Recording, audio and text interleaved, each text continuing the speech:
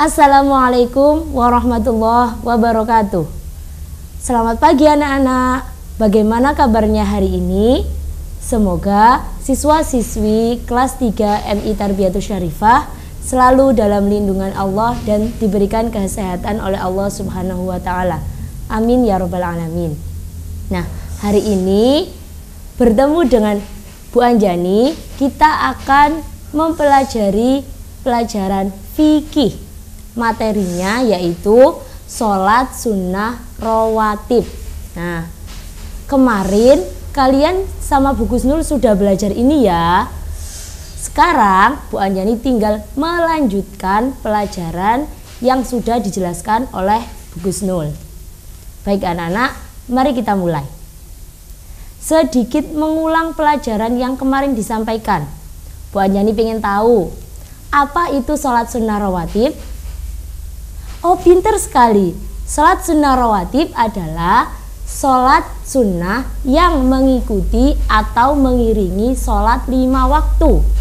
Nah, setelah itu, kapan pelaksanaan sholat rawatib itu anak-anak? Kemarin sudah dijelaskan bahwa sholat rawatib dilaksanakan sebelum dan setelah sholat fardu.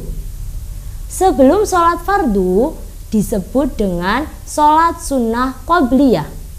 Sedangkan yang setelah sholat fardu disebut dengan sholat sunnah ba'diyah. Bisa dibedakan ya anak-anak. Kalau sebelum namanya qobliyah, kalau sesudah namanya ba'diyah. Oke, mari kita lanjutkan.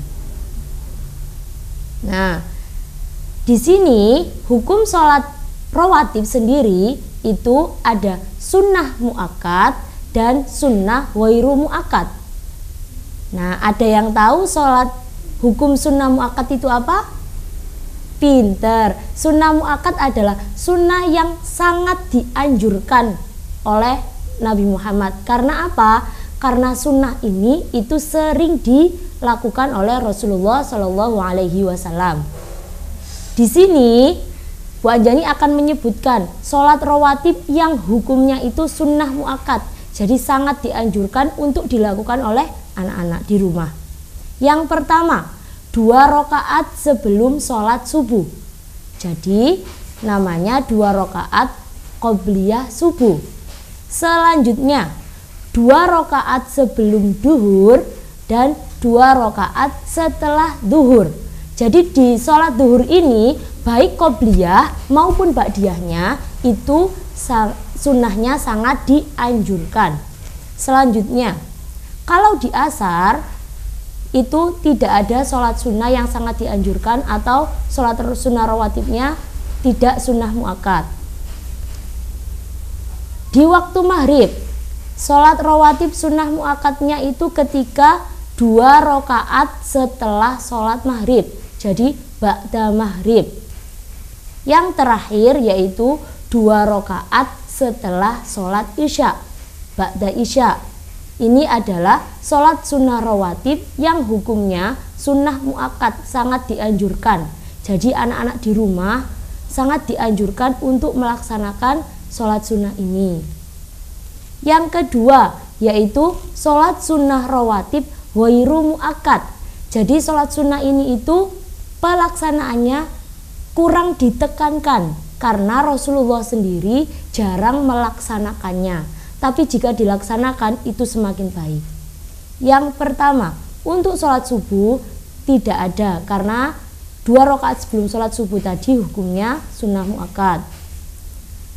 2 rakaat sebelum zuhur. Nah, tadi ada Bu, 2 rakaat sebelum zuhur itu sunnah muakkad. Ya.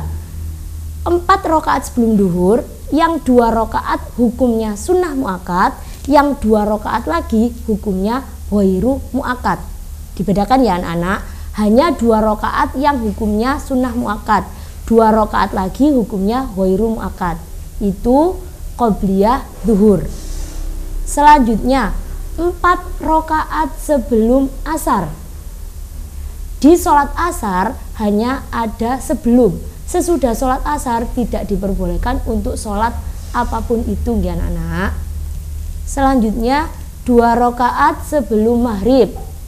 Jadi kalau tadi ba'da maghrib itu sunnah muakkad, qobliyah maghribnya itu hukumnya ghairu muakkad. Begitu pula dengan 2 rakaat sebelum sholat isya. Nah, di sini anak-anak, sholat sunnah baik qobliyah maupun ba'diyah itu sangat dianjurkan karena apa? Karena sebagai pelengkap atau penyempurna dari sholat fardu kalian. Misal, waktu sholat kalian lupa bilangan rakaat. Nah, itu bisa disempurnakan dengan ditambah sholat ba'diyah, sholat fardu misalnya sholat isya atau sholat maghrib.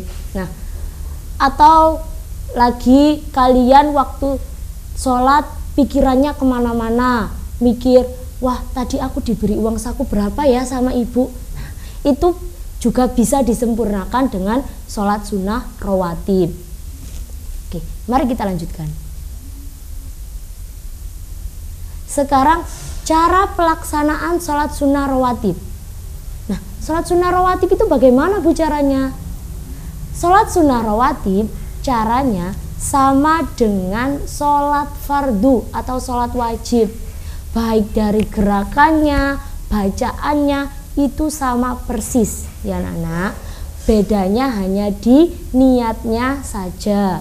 Misal kalau kalian mau sholat sunnah ba'diyah zuhur, berarti usolli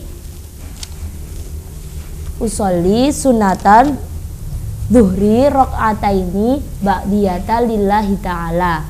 Wanjani ulang ya. Usolli sunnata zuhri rakaataini ba'diyata lillahi ta'ala. Itu untuk sholat sunnah ba'diyah zuhur. Bedanya hanya di sunatannya.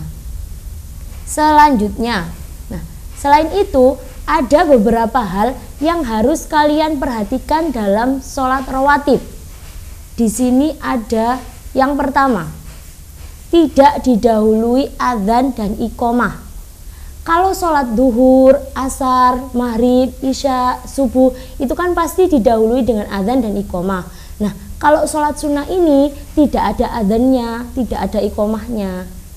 Tunggu. Yang kedua, dilaksanakan secara sendirian. Jadi sholatnya itu munfarid, tidak berjamaah, sendiri, dan dianjurkan itu kalian laksanakan di rumah, itu lebih baik. Yang ketiga, bacaannya tidak dikeraskan, tidak seperti sholat maghrib, kan 2 rakaat pertama dikeraskan. Kalau di sholat rawatib, kapanpun itu, baik subuh, isya, zuhur, asar, itu bacaannya, suaranya itu pelan, tidak dikeraskan. Yang keempat, diutamakan membaca surat Al-Kafirun dan Al-Ikhlas. Di sini rakaat pertamanya kalian baca surat Al-Kafirun, sedangkan rakaat yang kedua kalian baca surat Al-Ikhlas. Tapi kalau misalkan kalian ingin membaca surat lainnya juga diperbolehkan. Yang paling utama menggunakan surat Al-Kafirun dan Al-Ikhlas. Selain 4 hal itu tadi, masih ada lagi hal-hal yang harus diperhatikan. Nah, yang kelima, jika lebih dari 2 rakaat, misal kayak tadi ada 4 rakaat sebelum sholat asar, bagaimana bu cara sholatnya? Apakah langsung ke 4-4-nya? Tidak, tapi caranya 2 rakaat, 2 rakaat.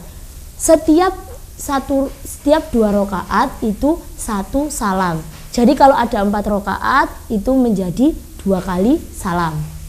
Yang kedua, sebaiknya tempat mengerjakan sholat sunnah bergeser dari tempat sholat fardu. Misal, Mas Rehan mau sholat ba'diyah maghrib. Tadi jamaahnya di masjid itu ada di depan. Sebaiknya Mas Rehan mundur ke belakang untuk melaksanakan sholat ba'diyah maghrib. Atau minimal bergeser meskipun sedikit. Nah, itu dianjurkan untuk bergeser. Baik itu ba'diyah, qobliyah, itu bergeser atau berbeda tempat dari sholat fardunya. Yang terakhir, diawali dengan niat menurut macam sholatnya. Maksudnya apa, Bu?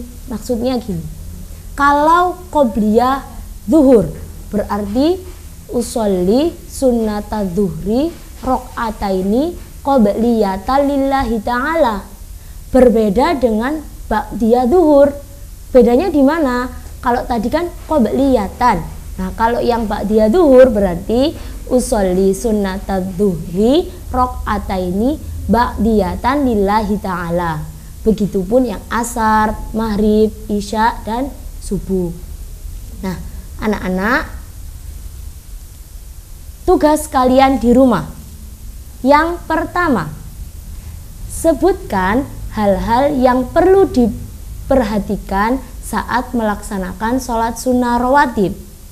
Yang kedua, bagaimana gerakan sholat sunnah rawatib. Yang ketiga, apa surat yang diutamakan dalam sholat sunnah rawatib. Yang keempat, tuliskan surat yang diutamakan dalam sholat sunnah rawatib pada rokaat yang kedua. Yang kelima, berapa maksimal rokaat yang diperbolehkan dalam satu kali salam. Yang keenam, sholat sunnah rawatib dilaksanakan secara titik-titik. Yang ketujuh, sholat sunnah qobliyah dilaksanakan sebagai. Yang kedelapan, sholat sunnah ba'diyah dilaksanakan untuk menyempurnakan. Nah, menyempurnakan apa? Nanti kalian jawab ya. Yang kesembilan, 2 rakaat sebelum sholat duhur itu hukumnya sunnah apa? Dan yang terakhir, 2 atau 4 rakaat sebelum sholat asar itu hukumnya juga sunnah apa? 10 soal ini kalian kerjakan di buku tugas kalian masing-masing. Jangan lupa dikerjakan dengan teliti, dengan benar, diperiksa kembali. Jangan sampai ada soal yang tertinggal. Videonya dilihat dari awal sampai akhir karena jawaban ini sudah dijelaskan Bu Anjani dari awal tadi. Jadi kalau kalian tidak lihat videonya dari awal, kalian akan kesulitan menjawabnya. Nah, anak-anak di rumah jangan lupa tetap belajar meskipun bersama orang tua, tetap jaga kesehatan. Sekian dari Bu Anjani. Wassalamualaikum warahmatullahi wabarakatuh.